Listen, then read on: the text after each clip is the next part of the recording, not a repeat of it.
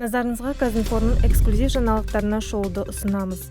Мәжіліс масс-медиа туралы жаңа заңды екінші оқылымда қабылдады. Қазір заң жобасын сенаторлар қарап жатыр. Заң жобасы қалай әзірленді? Бастапқы редакциямен салыстырғанда не өтпей қалды? Казинформ шолушысы журналистер арасында қызу талқыға түскен масс-медиа туралы жаңа заңды зерделеп көрді.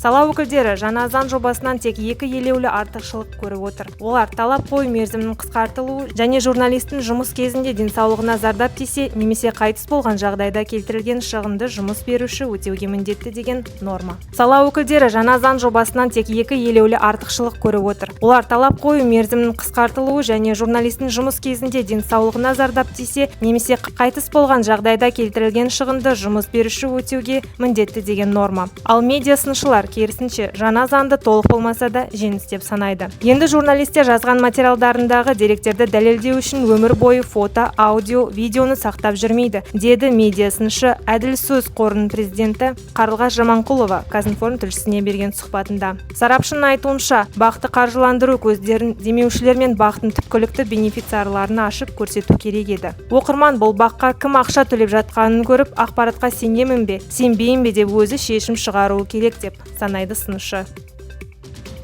Алматы 9-10 балдық сейсмикалық аймақта орналасқан. Жыл сайын қаладан 250 км радиуста 200-ге дейін әлсіз жер асты дүмпулері болады. Бұның барлығын қала ішінде және оның маңында орнатылған арнайы құрылғылар жазып алады. Жалпы алғанда мегаполисте және оның төңірегінде осындай бірнеше құрылғы бар. Олар негізінен таулы аймақтарда сейсмикалық станцияларда орналасқан. Солардың біріне Казинформ агенттігінің тілшілері барды.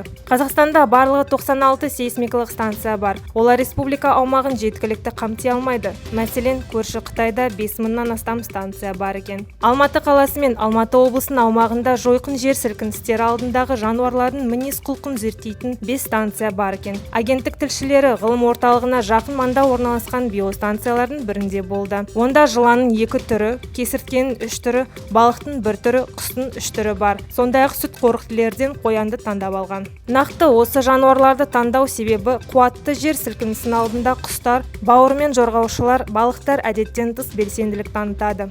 Мамандардың айтуынша, мысық пен иттерде жер сілкінісінің жақындап келе жатқанын сезеді. Табиғи апаттар қарсаңында ит пен мысықтың еш ойланбастан иесін тастап қаладан қашып кететіні тарихтан белгілі. Жануарлар сейсмикалық жағдайға дейін бірнеше күн немесе бірнеше сағат бұрын мазасыздана бастайды. Әдеттен тыс реакциялар көрсетеді. Мысалы, иттер мен мысықтар ары-бері жүгіреді. Марғаулар мен күшіктерін бір жерден екінші жерге тасиды. Иттер ұлиды.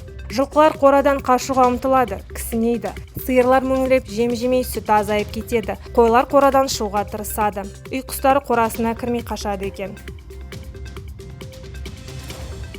Бала тілі бал дейді қазақ, бірақ бүгінде сол балдырғандардың тілі тым жай шығып, ата-аналар дабыл қағуда. Бұның себебі неде? Не істеу керек деген маңызды сұрақтардың жауабын алу үшін Казинформ тілшісі логопед Лаура Майлыбайды әңгімеге тартып көрді. Маманның айтуынша, баланың кеш сөйлеуіне бірнеше фактор әсер етуде. Ең әуелгісі, бала іште жатқандағы ананың физиологиялық жай-күйі, қандай да бір генетикалық аурулар. Келесісі, ата-ананың баламен сөйлеспеуі. Көбі жылаған ұл қызы тынышталсын деп қолына телефон ұстата салады. Кейбір балалар теледидардан, планшеттен кешке дейін мультфильм көріп жатады. Ол тіл шығуын ғана кешеулетпейді, көзге, жүйке жүйесіне де зақым келтіреді.